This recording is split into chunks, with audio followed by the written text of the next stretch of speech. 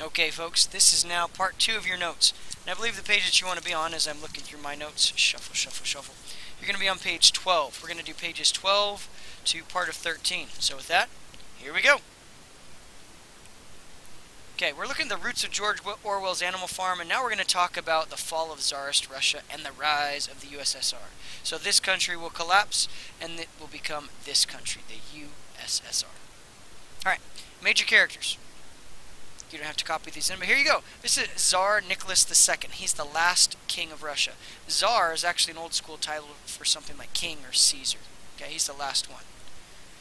This is Vladimir Lenin. He's going to be the leader of the communist movement, those who seek to overthrow Mr. Tsar Nicholas II.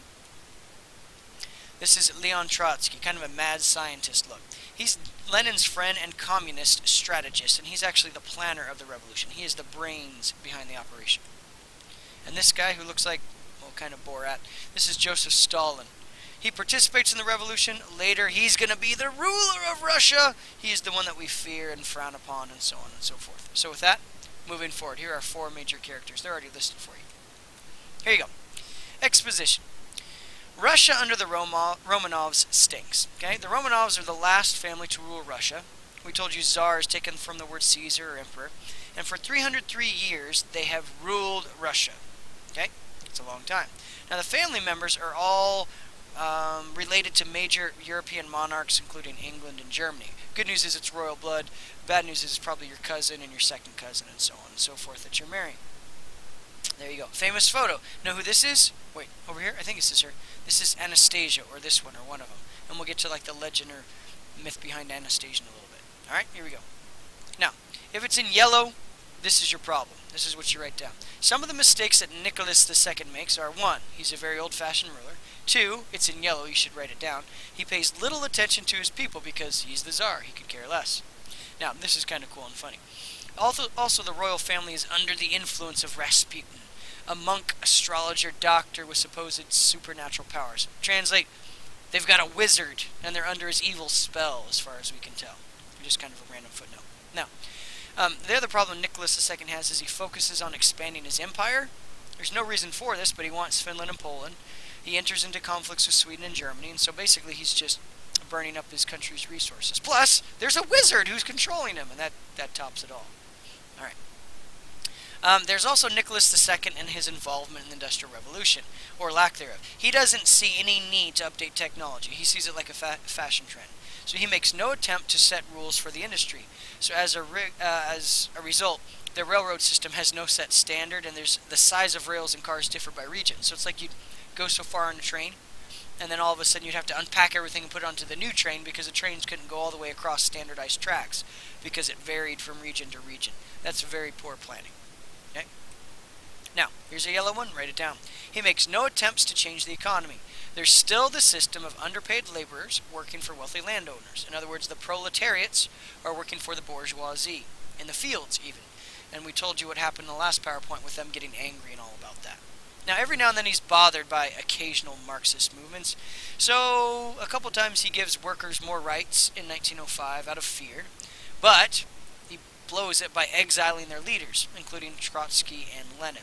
So he gives the workers rights, but then he kicks out their favorite people. So you can tell that's not going to make them real happy. Exile means you basically banish somebody to some far-off place and say, you can't come back. Now, write this one down.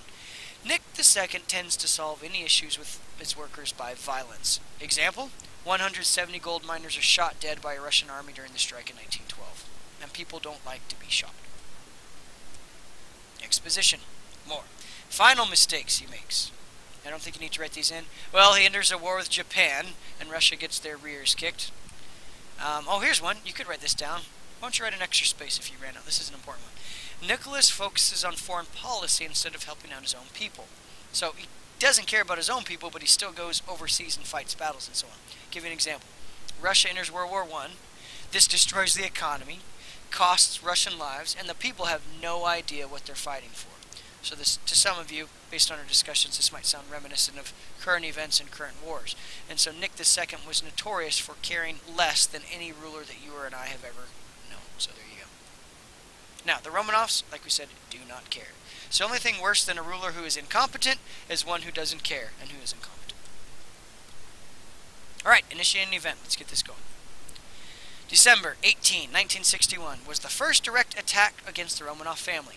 Now, the leaders of the Russian government rebelled against the Romanovs by assassinating the greatest influence of the Romanov family, the wizard Rasputin. So there you go. It's just like Dungeons and Dragons. You kill somebody's wizard, you obviously have taken away their power. Now, the man behind the assassination, Felix Yusupov, can't be executed because he's just too popular with the people.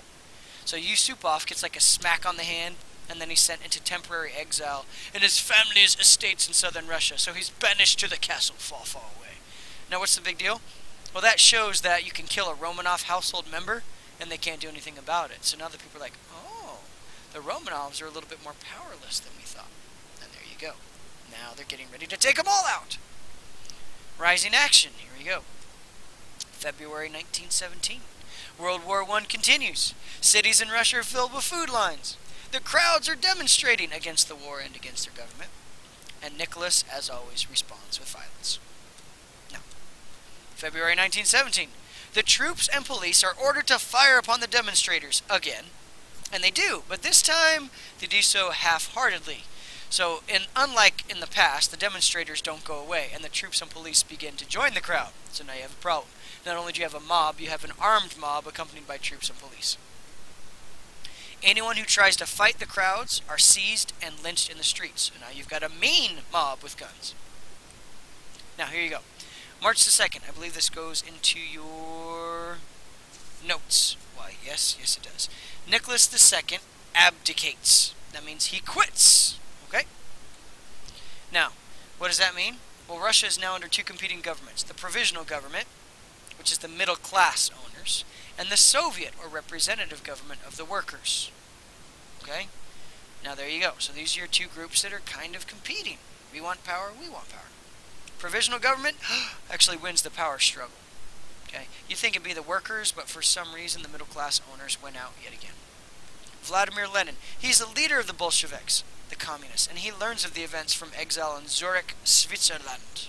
And he's like, oh, look, we're getting rid of the bourgeoisie slowly. So now he starts to rub his little palms together, and he says, okay, maybe there's hope for us yet. Remember, anything in yellow goes down. Now, Alexander Kerensky. This is also in Rising Action. Alexander Kerensky was a deputy in the Russian government. He likes socialism, but he hates communism because he sees it as terrorism.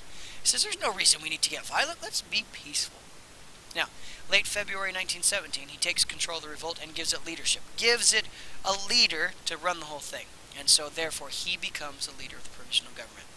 Now, he sends the Romanovs into exile in Katynburg, their own little castle. He doesn't kill them because, remember, he's peaceful. He's a socialist. Now, the Western capitalists like us, if we had to pick somebody to lead this revolt, we were probably happy with this guy because we tend to like socialism better than communism, and this guy doesn't seem as harmful to our system as others might be.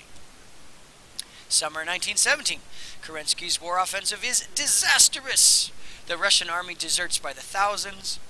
The Bolsheviks actually make their first move, and Trotsky returns to Russia. Lenin is also on the way, and they show up and say, this government is bourgeois! And everybody goes, oh, what did he say?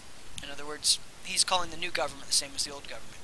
So the early uprising against the government fails, but the new Russian government is ultimately collapsing. So you can see things going like all chaotic, and they're not quite happy with it yet.